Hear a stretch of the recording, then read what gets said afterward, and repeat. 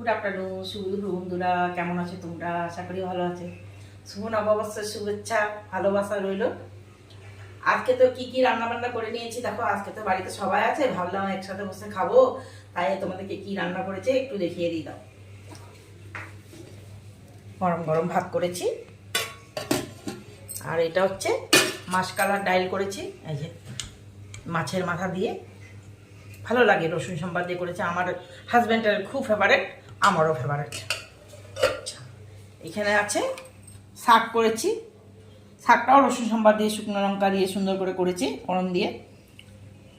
আচ্ছা, এখানে আছে দেখো মাছ করেছি মাখা মাখা করে, বোয়াল মাছ সুন্দর করে মাখা মাখা করে রান্না করেছি।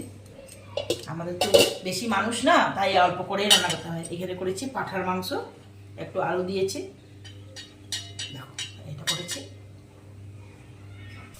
এখানে হচ্ছে বন্ধুরা একদম গরম গরম পাট পাতার বড়া ভেজে নিচ্ছি। পাট পাতা বড়া হচ্ছে এটা। আর এই যে এখানে আর একটু আছে, এটা বানাবো।